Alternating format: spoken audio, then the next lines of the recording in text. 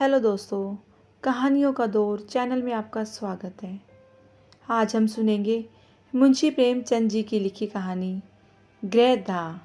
तो चलिए कहानी शुरू करते हैं। लाला देव प्रकाश अपने पुत्र सत्यप्रकाश को बहुत प्यार करते थे। सत्यप्रकाश भी अत्यंत सुशील और होशियार था। उसे किसी ने हट करते या रोते नहीं देखा था। एक दिन देव प्रकाश अपनी पत्नी के साथ गंगा स्नान करने गए। वर्षा ऋतु थी। नदी अपने पूरे उफान पर थी। उनकी पत्नी निर्मला जल में जाकर स्नान करने लगी। वह देव प्रकाश के मना करने पर भी पानी में गहरे तक चली गई। अचानक ही उनका पांव फिसल गया और एक लंबी चीख के साथ निर्मला जी जलमग्न हो गई। देव प्रकाश वहीं किनारे पर खड़े बदन पोंछ रहे थे। वे तुरंत पानी में कूदे। मल्लाह ने बार बार गोते मारे पर लाश तक हाथ न आई। देव प्रकाश खिन्न मन से घर वापस आ गए। पिता को देखकर सत्यप्रकाश उपहार की आशा में दौड़ा। उन्होंने उसे गोद में उठाया और चाहकर भी अपनी सिसकी ना रोक पाए। सत्यप्रकाश ने पूछा, अम्मा कहाँ है? देव प्रकाश ने कहा, बेटा, गंगा मैया ने उन्हें अपने पास रोक लिया। सत्यप्रकाश आशय समझकर रोने लगे। मातृविहीन बालक दया का पात्र होता है। माता के बिना वह परकटे पक्षी के समान होता है। धीरे धीरे सत्यप्रकाश को भी एकांत से प्रेम हो गया। पिता की आंखों में भी वह प्रेम न रह गया था। 6 माह बीतते बीतते एक दिन अचानक ही उसे मालूम हुआ कि उसकी नई माता आने वाली है। पिता ने कहा, बेटा, तुम्हारी नई माँ आकर तुम्हें बहुत प्रेम करेगी। सत्यप्रकाश, क्या मेरी माँ स्वर्ग से आएंगी? देव प्रकाश, हाँ, वहीं से आएंगी। सत्यप्रकाश, मुझे उसी तरह प्यार करेंगी? देव प्रकाश, हाँ, उसी तरह प्यार करेंगी। घर में विवाह की तैयारी होने लगी। बारात में सत्यप्रकाश भी गया। वहाँ नई नानी ने उसे गोद में लेकर एक अशर्फी दी। नानी ने नई माता से कहा, बेटी, कैसा सुंदर बालक है, इसे खूब प्यार करना। बच्चे भी रूप के उपासक होते हैं। सत्यप्रकाश ने गहनों से लदी युवती को देखकर प्रसन्नता से उसका आंचल पकड़कर कहा, अम्मा। देवप्रिया इस उत्तरदायित्व भरे संबोधन को सह न सकी। वह अभी प्रेम एवं विलास का सुख स्वप्न देख रही थी कि इस शब्द ने उसके स्वप्न को भंग कर दिया। वह कुछ रुष्ट होकर बोली, मुझे अम्मा मत कहो। बालक सहम कर पीछे हट गया। देवप्रिया ने ससुराल आकर धीरे धीरे पूरे घर पर अधिकार कर लिया। देवप्रिया के पुत्र रतन होने के बाद सत्यप्रकाश और भी निरीह प्राणी बन गया। पिता की आंखों में भी वह प्रेम ज्योति न रही। नए शिशु का नाम ज्ञान प्रकाश रखा गया। सत्यप्रकाश ने भी उसे प्रेम से गोद में उठाया ही था कि विमाता ने आकर उसे बहुत डांटा। पिता ने भी उसे बहुत मारा। इसने उसके जीवन की काया ही पलट दी। वह घर में बहुत कमाता। पिता आते तो उनसे भी मुंह छिपाता। वह किसी से ना कुछ मांगता ना कुछ बोलता। वह पहले कुशाग्र बुद्धि था, परंतु अब पढ़ाई से जी चुराता था। घर में कोई भी उसे प्यार करने वाला नहीं था। वह घर में अपने छोटे भाई ज्ञान प्रकाश से स्नेह करता था। एक बार सत्यप्रकाश कई दिन तक विद्यालय नहीं गया। पिता के पूछने पर उसने जवाब दिया कि फीस ना दे पाने के कारण उस पर जुर्माना लगा दिया गया है। पिता ने कारण पूछा तो उसने जवाब दिया कि ज्ञानू ने चंदा दिया, मैंने भी फीस के पैसे से चंदा दे दिया। पिता ने डांट कर कहा, यदि इस प्रकार पढ़ाई से जी चुराओगे तो क्या भविष्य में भीख मांगोगे? इस पर उसने कह दिया, हाँ, यदि मेरे भाग्य में भीख मांगना ही लिखा है तो वह भी मांग लूँगा।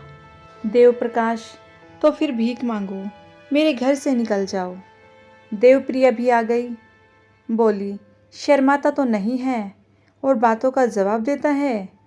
सत्य प्रकाश, जिनके भाग्य में भीख मांगना होता है वही बचपन में अनाथ हो जाते हैं। देवप्रिया, ये जली कटी बातें अब मुझसे ना सही जाएंगी। मैं खून का घूंट पी पी कर रह जाती हूँ। देवप्रकाश, बेहया, कल से इसका नाम कटवा दूंगा। भीख मांगनी है तो भीख ही मांगे। दूसरे दिन सत्यप्रकाश ने घर से निकलने की तैयारी कर दी। उसकी उम्र अब 16 साल की हो गई थी। इतनी बातें सुनने के बाद अब उसे उस घर में रहना असह्य हो गया था।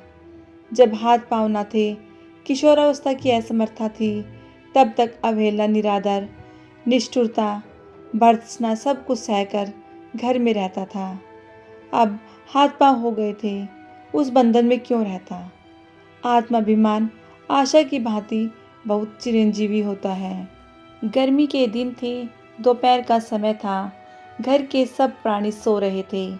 सत्यप्रकाश ने अपनी धोती बगल में दबाई, छोटा सा बैग हाथ में लिया और चाहता था कि चुपके से बैठक से निकल जाए कि ज्ञान प्रकाश आ गया और उसे कहीं जाने को तैयार देखकर बोला, कहाँ जाते हो भैया?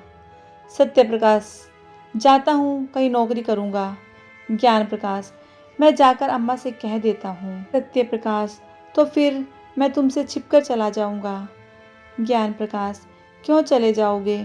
तुम्हें मेरी जरा भी चिंता नहीं है?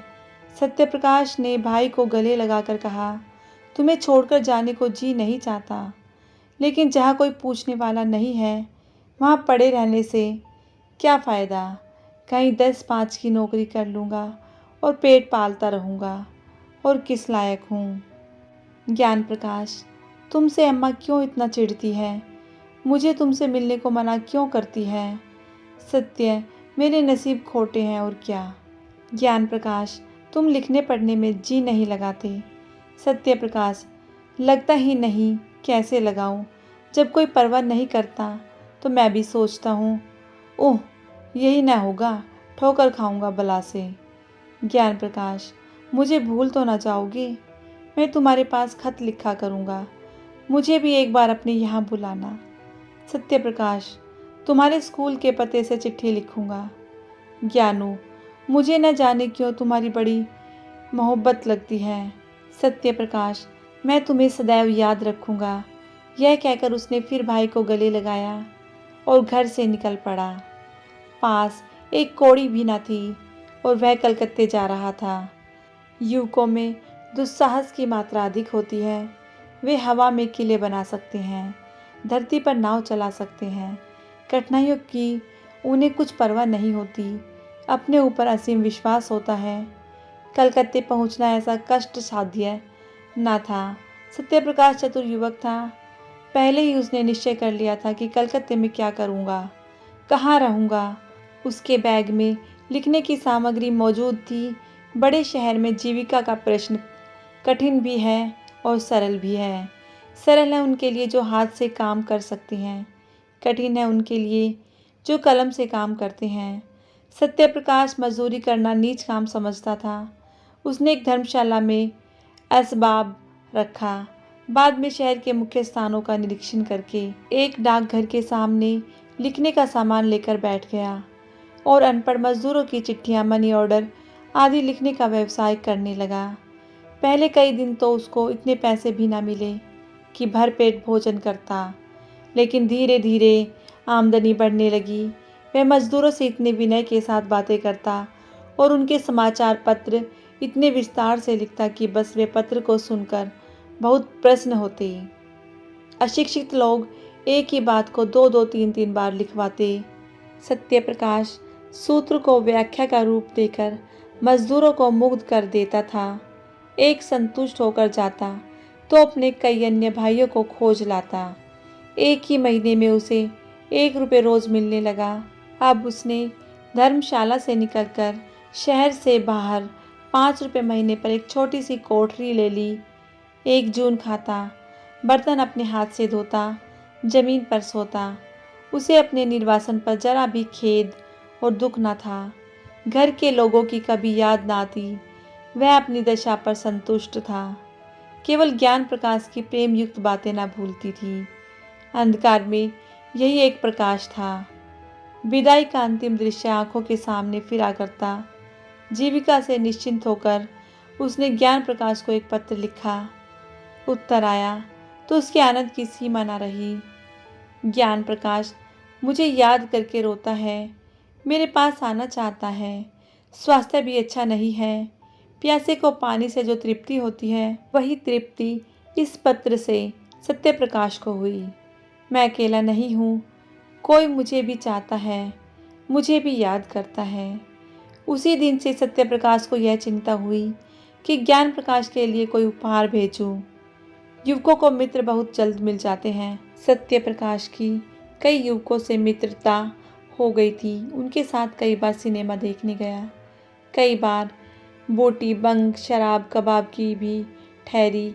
आईना, तेल, कंघी का शौक भी पैदा हुआ। जो कुछ पाता उड़ा देता।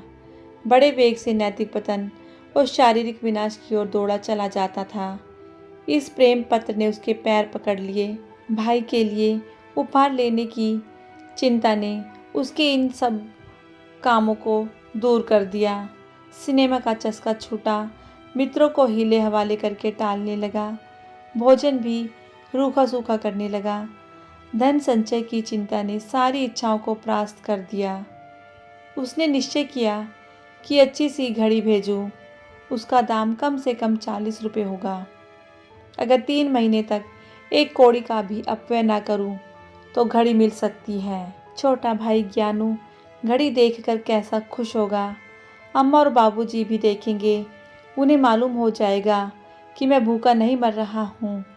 किफ़ायत की धुन में वह बहुधा ही दिया बत्ती भी ना करता। बड़े सवेरे काम करने चला जाता और सारे दिन 2-4 पैसे की मिठाई खाकर काम करता रहता। उसके ग्राहकों की संख्या दिन दूनी होती जाती थी। चिट्ठी पत्री के अतिरिक्त अब उसने तार लिखने का भी अभ्यास कर लिया था। 2 ही महीने में उसके पास 50 रुपये एकत्र हो गए। जब घड़ी के साथ सुनहरी चेन का पार्सल बनाकर ज्ञानू के नाम भेज दिया तो उसका चित्त इतना उत्साहित था मानो किसी निसंतान पुरुष के बालक हुआ हो। घर कितनी कोमल, पवित्र, मनोहर स्मृतियों को जागृत कर देता है। यह प्रेम का निवास स्थान है। प्रेम ने बहुत तपस्या करके यह वरदान पाया है। उसे ज्ञान प्रकाश के पत्रों से मालूम हुआ था कि इन दिनों देव प्रकाश की आर्थिक स्थिति अच्छी नहीं है। वे एक घर बनवा रहे हैं जिसमें व्यय अनुमान से अधिक हो जाने के कारण ऋण लेना पड़ा है। इसलिए अब ज्ञान प्रकाश को पढ़ाने के लिए घर पर मास्टर नहीं आता। तब से सत्य प्रकाश प्रतिमा ज्ञानू के पास कुछ न कुछ अवश्य भेज देता था। वह अब केवल पत्र लेखक ना था, लिखने के सामान की एक छोटी सी दुकान भी उसने खोल ली थी। इससे अच्छी आमदनी हो जाती थी। इस तरह 5 वर्ष बीत गए। रसिक मित्रों ने जब देखा कि अब यह हत्थे नहीं चढ़ता तो उसके पास आना जाना छोड़ दिया। संध्या का समय था। देव प्रकाश अपने मकान में बैठे देवप्रिया से ज्ञान प्रकाश के विवाह के संबंध में बातें कर रहे थे। ज्ञानू अब 17 वर्ष का सुंदर युवक था। बाल विवाह के विरोधी होने पर भी देव प्रकाश अब इस शुभ मुहूर्त को न टाल सकते थे। जब कोई महाशय 50,000 रुपये दाइज देने को प्रस्तुत हो। देव प्रकाश, मैं तो तैयार हूँ, लेकिन तुम्हारा लड़का भी तो तैयार हो। देवप्रिया, तुम बातचीत पक्की कर लो, वह तैयार हो जाएगा। सभी लड़के पहले नहीं करते हैं। देव प्रकाश, ज्ञानू का इनकार केवल संकोच का इनकार नहीं है, वह सिद्धांत का इनकार है। वह साफ साफ कह रहा है कि जब तक भैया का विवाह ना होगा मैं अपना विवाह करने पर राजी नहीं हूँ। देवप्रिया, उसकी कौन चलावे, वहाँ कोई रखैली रख ली होगी, विवाह क्यों करेगा, वहाँ कोई देखने जाता है। देव प्रकाश झुंझलाकर रखैली रख ली होती तो तुम्हारे लड़के को 40 रुपये महीने ना भेजता और ना वे चीज़ें ही देता जो पहले महीने से अब तक बराबर देता चला आता है। न जाने क्यों तुम्हारे मन में उसकी ओर से इतना मैल क्यों हो गया है। चाहे वह जान निकाल कर भी दे दे, लेकिन तुम ना पसीजोगी। देवप्रिया नाराज होकर चली गई। देवप्रकाश उसे यही कहना चाहते थे कि पहले सत्यप्रकाश का विवाह करना उचित है, किंतु वह कभी इस प्रसंग को आने नहीं देती थी। स्वयं देवप्रकाश की यह हार्दिक इच्छा थी कि पहले बड़े लड़के का विवाह करें, पर उन्होंने भी आज तक सत्यप्रकाश को कोई पत्र ना लिखा था। देवप्रिया के चले जाने के बाद उन्होंने आज पहली बार सत्यप्रकाश को पत्र लिखा। पहले इतने दिनों तक चुपचाप रहने के लिए क्षमा मांगी, तब उसे एक बार घर आने का प्रेमाग्रह किया। लिखा, अब मैं कुछ ही दिनों का मेहमान हूँ। मेरी अभिलाषा है कि तुम्हारा और तुम्हारे छोटे भाई का विवाह देख लूँ। मुझे बहुत दुख होगा यदि तुम मेरी विनय स्वीकार ना करोगे। ज्ञान प्रकाश के असमंजस्य की बात भी लिखी। अंत में इस बात पर जोर दिया कि किसी और विचार से नहीं तो ज्ञानू के प्रेम के नाते ही तुम्हें इस बंधन में पड़ना होगा। सत्यप्रकाश को यह पत्र मिला तो उसे बहुत खेद हुआ। मेरे भ्रातृ स्नेह का यह परिणाम होगा, मुझे ना मालूम था। सत्यप्रकाश, मेरी उन्हें क्या चिंता थी। मैं तो मर भी जाऊं तो उनकी आंखों में आंसू भी ना आए। 7 वर्ष हो गए, कभी भूल कर भी पत्र ना लिखा कि मरा है या जीता है। अब कुछ चेतावनी मिलेगी। ज्ञान प्रकाश अंत में विवाह करने पर राजी तो हो जाएगा, लेकिन सहज में नहीं। ज्ञानू को मुझसे प्रेम है, लेकिन उसके कारण मैं पारिवारिक अन्याय का दोषी ना बनूंगा। मैं ज्ञानू को समझाऊंगा अवश्य। मेरे पास जो कुछ जमा है वह सब उसके विवाह के निमित्त अर्पण भी कर दूंगा। बस इससे ज़्यादा मैं और कुछ नहीं कर सकता। अगर ज्ञानू भी अविवाहित रहे तो संसार कौन सा सूना हो जाएगा। दूसरे दिन सत्यप्रकाश ने 500 रुपये पिता के पास भेजे और पत्र का उत्तर लिखा कि मेरा अहोभाग्य जो आपने मुझे याद किया। ज्ञानू का विवाह निश्चित हो गया, इसकी बधाई। इन रुपयों से नववधू के लिए कोई आभूषण बनवा दीजिएगा। रही मेरे विवाह की बात, मैंने अपनी आंखों से जो कुछ देखा है और मेरे सिर पर जो कुछ बीता है उस पर ध्यान देते हुए यदि मैं कुटुंब पाश में फंसूं तो मुझसे बड़ा उल्लू संसार में कोई ना होगा। मुझे आशा है आप मुझे क्षमा करेंगे। विवाह की चर्चा से ही मेरे हृदय को आघात पहुंचता है। दूसरा पत्र ज्ञान प्रकाश को लिखा कि माता पिता की आज्ञा को शिरोधार्य करो। मैं अपढ़ मूर्ख बुद्धिहीन आदमी हूँ, मुझे विवाह करने का कोई अधिकार नहीं है। मैं तुम्हारे विवाह के शुभोत्सव में सम्मिलित न हो सकूँगा, लेकिन मेरे लिए इससे बढ़कर आनंद और संतोष का कोई विषय नहीं हो सकता। देवप्रकाश यह पढ़कर अवाक रह गए। फिर आग्रह करने का साहस न हुआ। देवप्रिया ने नाक सिकोड़कर कहा, यह लौंडा देखने को सीधा है, जहर का बुझाया हुआ है। किंतु ज्ञान प्रकाश ने यह पत्र पढ़ा तो उसे मर्माघात पहुंचा। दादा और अम्मा के अन्याय ने ही उन्हें यह भीषण व्रत धारण करने पर बाध्य किया, उन्हें निर्वासित किया और शायद सदा के लिए। न जाने अम्मा को उनसे क्या जलन हुई। मुझे तो अब याद आता है कि किशोर अवस्था से ही वे बड़े आज्ञाकारी और गंभीर थे।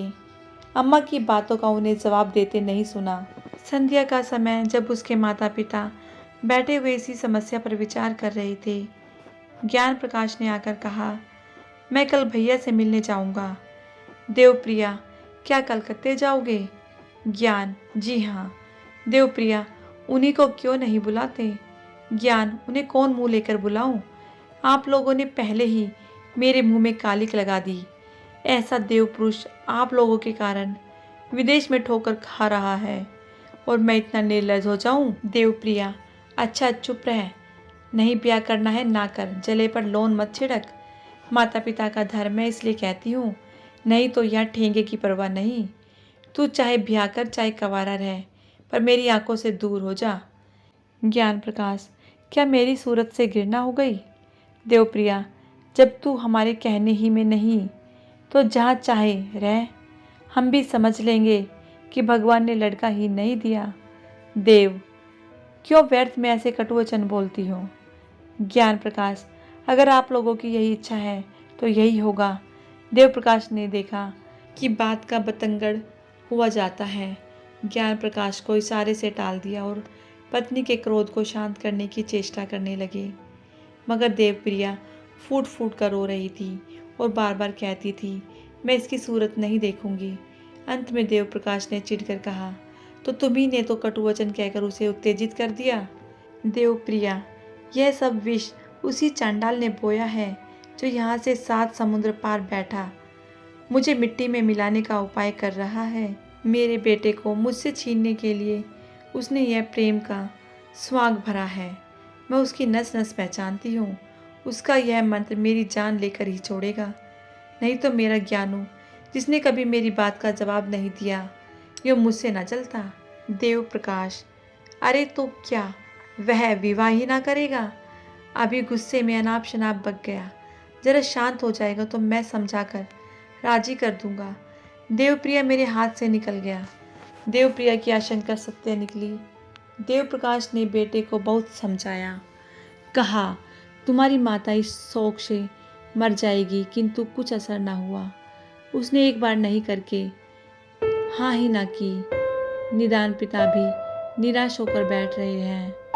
3 साल तक प्रतिवर्ष विवाह के दिनों में यह प्रश्न उठता रहा, पर ज्ञान प्रकाश अपनी प्रतिज्ञा पर अटल रहा। माता का रोना धोना निष्फल हुआ। हाँ, उसने माता की एक बात मानी, यह भाई से मिलने कलकत्ता आ गया। 3 साल में घर में बड़ा परिवर्तन हो गया। देवप्रिया की 3 कन्याओं का विवाह हो गया। अब घर में उसके सिवा कोई स्त्री न थी। सोना घर उसे फाड़े खाता था। सत्य प्रकाश को खूब जी भर कर कोसती हूँ, मगर दोनों भाइयों में प्रेम पत्र व्यवहार बराबर होता रहता। देव प्रकाश के स्वभाव में एक विचित्र उदासीनता प्रकट होने लगी। उन्होंने पेंशन ले ली थी और प्राय धर्म ग्रंथों का अध्ययन किया करते थे। ज्ञान प्रकाश ने भी आचार्य की उपाधि प्राप्त कर ली थी और एक विद्यालय में अध्यापक हो गए थे। देवप्रिया संसार में अकेली थी। देवप्रिया अपने पुत्र को गृहस्थी की ओर खींचने के लिए नित्य टोने टोटके किया करती। मोहल्ले के और घरों में नित्य ही विवाह होते रहते। बहुएं आती थी, उनकी गोद में बच्चे खेलने लगते थे। घर गुलजार हो जाता था। कहीं विदाई होती थी, कहीं बधाइयाँ आती थी, कहीं गाना बजाना होता, कहीं बाजे बजते थे। यह चहल पहल देखकर देवप्रिया का चित्त चंचल हो जाता। उसे मालूम होता, मैं ही संसार में सबसे अभागी हूँ। मेरे ही भाग्य में यह सुख भोगना नहीं। भगवान, ऐसा भी कोई दिन आएगा कि मैं अपनी बहू का मुख चंद देखूंगी, उसके बालकों को गोद में खिलाऊंगी। वह भी कोई दिन होगा कि मेरे घर में भी आनंद उत्सव की मधुर गान की ताने उठेंगी। रात दिन ये बातें सोचते सोचते देवप्रिया की दशा उन्मादिनी की सी हो गई। आप ही आप सत्यप्रकाश को कोसने लगी, वही मेरे प्राणों का घातक है। एक दिन देवप्रिया ने सत्यप्रकाश को पत्र लिखा और उसे जितना कोसते बना उतना कोसा। तू मेरे प्राणों का वैरी है, मेरे कुल का घातक है, हत्यारा है। वह कौन दिन आएगा कि तेरी मिट्टी उठेगी? तूने मेरे लड़के पर वशीकरण मंत्र चला दिया है। दूसरे दिन फिर ऐसा ही एक पत्र लिखा, यहाँ तक कि यह उसका नित्य का कर्म हो गया। जब तक एक चिट्ठी में सत्यप्रकाश को गालियाँ ना दे, उसे चैन नहीं आता था। ज्ञान प्रकाश का अध्यापक होना सत्यप्रकाश के लिए घातक हो गया। ज्ञान प्रकाश ने जोर देकर लिखा कि अब आप मेरे हेतु कोई कष्ट ना उठाएं।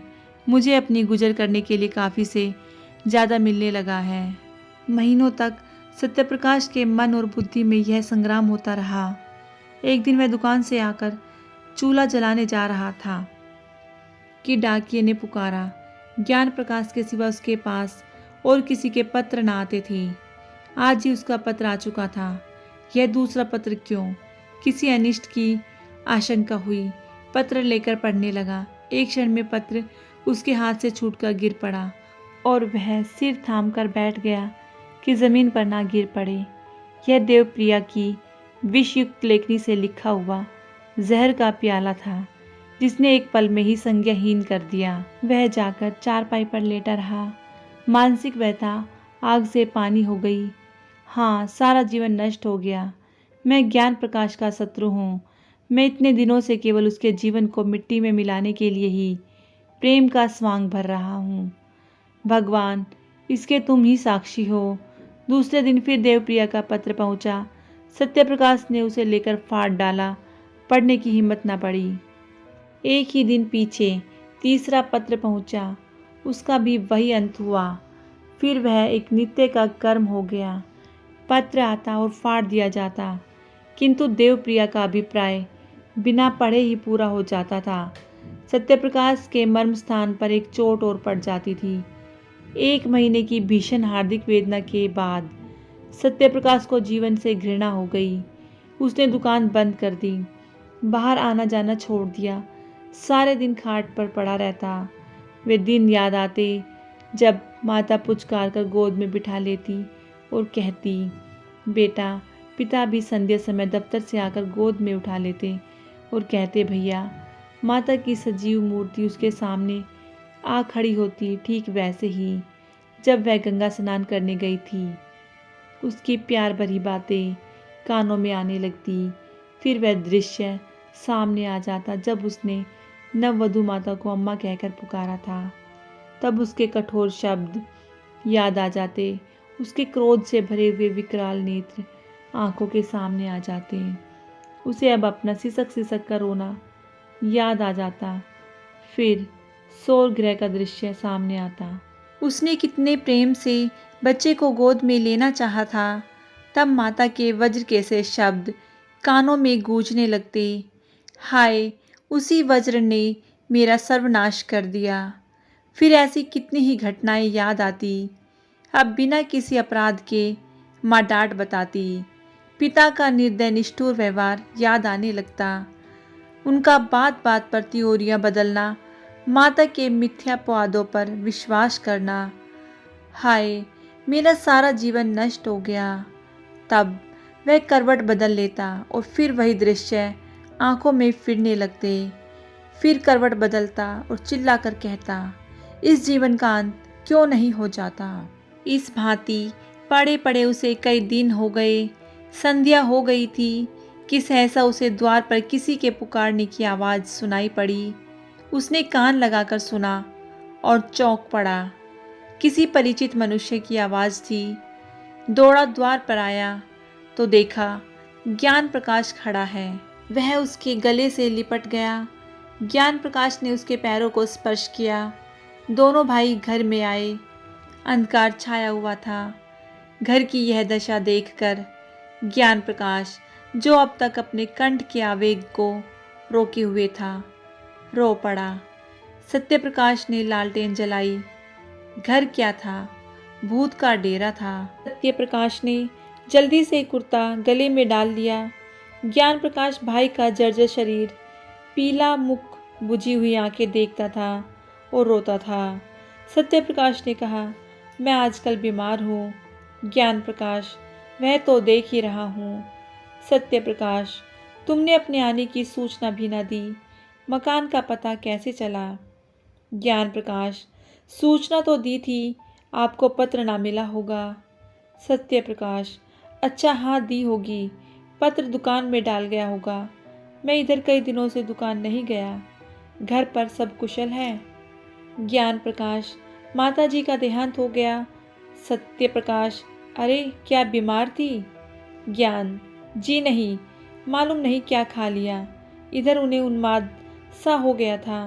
पिताजी ने कुछ कटु वचन कहे थे, शायद इसी पर कुछ खा लिया। सत्यप्रकाश, पिताजी तो कुशल से हैं? ज्ञान, हाँ, अभी मरे नहीं। सत्य, अरे क्या बहुत बीमार हैं? ज्ञान प्रकाश, माता ने विष खा लिया तो वे उनका मुंह खोलकर दवा पिला रहे थे। माताजी ने जोर से उनकी 2 उंगलियां काट ली। वही विष उनके शरीर में पहुंच गया। तब से सारा शरीर सूज आया है। अस्पताल में पड़े हुए हैं। किसी को देखते हैं तो काटने दौड़ते हैं। बचने की आशा नहीं है। सत्यप्रकाश, तब तो घर ही चौपट हो गया। ज्ञान प्रकाश, ऐसे घर को अब से पहले चौपट हो जाना चाहिए था। तीसरे दिन दोनों भाई प्रातःकाल कलकत्ते से विदा होकर चल दिए। तो दोस्तों, कैसी लगी आपको मुंशी प्रेमचंद जी की ये कहानी? यदि कहानी आपको पसंद आई हो तो कहानी को लाइक कीजिएगा, शेयर कीजिएगा और चैनल को सब्सक्राइब करना बिल्कुल ना भूलिएगा। कहानी सुनने के लिए बहुत बहुत धन्यवाद।